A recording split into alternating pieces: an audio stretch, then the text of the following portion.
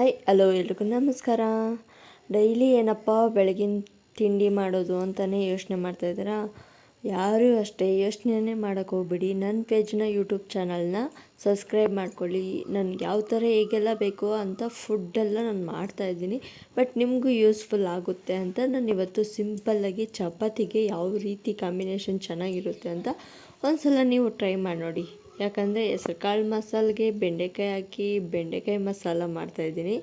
But ಇದು ಒಂದ್ಸಲ try ಮಾಡಿ ನೋಡಿ, ತುಂಬ ಚೆನ್ನಾಗಿರುತ್ತೆ. ಅದಕ್ಕೆ ಏನಿಲ್ಲ, ಹೆಸ್ರು ಕಾಳು ಮತ್ತು ಕಡಲೆಬೇಳೆ ಹಾಕ್ಕೊಂಡು ಸ್ವಲ್ಪ ಕ್ಲೀನಾಗಿ ತೊಳ್ಕೊಂಡು ಮತ್ತು ಅದಕ್ಕೆ ಆಲೂಗಡ್ಡೆ ಟೊಮಾಟೊ 1-2 ಟೊಮಾಟೊ ಹಾಕ್ಕೊಂಡು ಮತ್ತು ಅದನ್ನು ವಾಶ್ ಮಾಡಿಕೊಂಡು ಮತ್ತು ಅದಕ್ಕೆ ರುಚಿಗೆ ತಕ್ಕಷ್ಟು ಉಪ್ಪಾಕಿ ಒಂದು ವಿಸಿಲ್ ಹಾಕಿ ಕೂಗಿಸ್ಕೋಬೇಕು.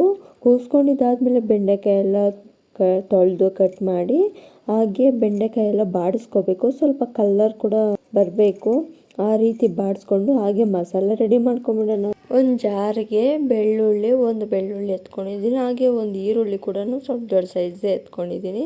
ಅದೇ ಸ್ವಲ್ಪ ಶುಂಠಿ, ಕೊತ್ತಂಬರಿ ಸೊಪ್ಪು, ಪುದೀನ ಸೊಪ್ಪು, ತೆಂಗಿನಕಾಯಿ ಎಲ್ಲ ಹಾಕ್ಕೊಂಡು ಮತ್ತು ಲಾಸ್ಟಲ್ಲಿ ಸ್ವಲ್ಪ ಧನಿಯಾ ಪುಡಿ 1 ಸ್ಪೂನ್ ಬೇಕಾದರೆ ಹಾಕ್ಕೊಬೋದು, ಇಲ್ಲಾಂದರೆ 2 ಸ್ಪೂನ್ ಹಾಕ್ಕೊಳ್ಳಿ.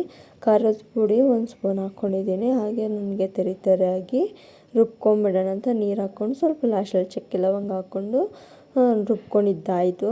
ಸಾಫ್ಟಾಗಿ ತೆರಿಯಾಗಿ ರುಬ್ಬಿರಬೇಕು. ಆದಮೇಲೆ ಒಂದು ವಿಸಿಲ್ ಬಂದಿತ್ತಲ್ಲ ಹೆಸ್ರು ಕಾಳು ಮತ್ತು ಕಡಲೆಬೇಳೆ ಎಲ್ಲ ಅದನ್ನು ಹಾಕ್ಕೊಂಡು ಮತ್ತು ಇನ್ನೂ ಸ್ವಲ್ಪ ನುಣ್ಣಗೆ ಮಸಾಲ ರುಬ್ಕೋಬೇಕು. ಮಸಾಲೆ ಎಲ್ಲ ರುಬ್ಕೊಂಡಿದ್ದಾದಮೇಲೆ ಹಾಗೆ ಬೇಳೆ ಎಲ್ಲ ಬೆಂದಿತ್ತಲ್ಲ ಅದಕ್ಕೆ ಬೆಂಡೆಕಾಯಿ ಹುರಿದಿದ್ವಲ್ಲ ಬೆಂಡೆಕಾಯಿ ಕೂಡ ಹಾಕ್ಕೊಂಡು ಸ್ವಲ್ಪ ಮಿಕ್ಸ್ ಮಾಡಿ ಹಾಗೆ ರುಬ್ಬಿದ್ರು ಮಸಾಲ ಕೂಡ ಹಾಕ್ಕೊಂಡು ಚೆನ್ನಾಗಿ ಮಿಕ್ಸ್ ಮಾಡ್ಕೋಬೇಕು. ಒಂದು 10 ನಿಮಿಷ ಆದರೂ ಕುದಿಸ್ಕೋಬೇಕು, ಯಾಕಂದರೆ ಸಾಂಬಾರು ಸಖತ್ತಾಗಿರುತ್ತೆ.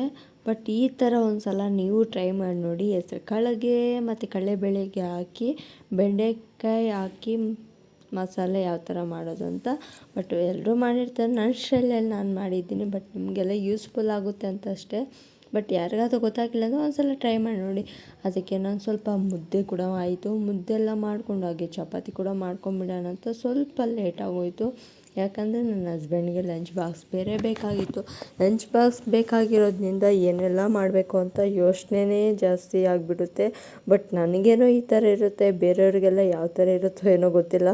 ಬಟ್ ಮಕ್ಕಳಿರೋ ಹತ್ರ ಮಕ್ಳಿಗೆ ಸ್ಕೂಲ್ ಕಳಿಸ್ಬೇಕು, ಮಕ್ಳಿಗೆ ಲಂಚ್ ಬಾಕ್ಸು, ಹಸ್ಬೆಂಡ್ಗೆ ಲಂಚ್ ಬಾಕ್ಸು ಎಲ್ರಿಗೂ ರೆಡಿ ಮಾಡೋಷ್ಟೊತ್ತಿಗೆ ಅವ್ರಿಗೂ ಟೈಮ್ ಆಗಿಬಿಡುತ್ತೆ. ಬಟ್ ನಾನಿವತ್ತು ಚಪಾತಿಗೆ ಸ್ವಲ್ಪ ಸಬ್ಬಕ್ಕಿ ಸೊಪ್ಪು ಹಾಕ್ಕೊಂಡು ಚಪಾತಿ ಮಾಡ್ಕೊತಾ ಇದ್ದೀನಿ. ಎಲ್ಲ ಒಂದೇ ರೀತಿಯಲ್ಲಿ ತಿನ್ನೋದಕ್ಕೆ ಇಷ್ಟಪಡಲ್ಲ, ಬಟ್ ಡಿಫ್ರೆಂಟಾಗಿದ್ರೇ ಎಲ್ಲರೂ ಇಷ್ಟಪಡ್ತಾರೆ. ಬಟ್ ನನ್ನ ಮನೆಯಲ್ಲಿ ಲಂಚ್ ಬಾಕ್ಸ್ಗೆ ನಾನಿವತ್ತು ಸ್ಪೆಷಲಾಗಿ ಬೆಂಡೆಕಾಯಿಗೆ ಹೆಸ್ರು ಕಾಳು ಮತ್ತು ಕಡಲೆಬೇಳೆ ಹಾಕಿ ಸಾಂಬಾರು ಮಾಡಿರೋದು ನನ್ನ ಹಸ್ಬೆಂಡ್ಗೆ ತುಂಬಾ ಇಷ್ಟ ಆಯಿತು. ಬಟ್ ಲಂಚ್ ಬಾಕ್ಸ್ಗೆ ಈ ಥರ ಒಂದು ಸಲ ಟ್ರೈ ಮಾಡಿ ನೋಡಿ, ತುಂಬ ಖುಷಿ ಪಡ್ತಾರೆ.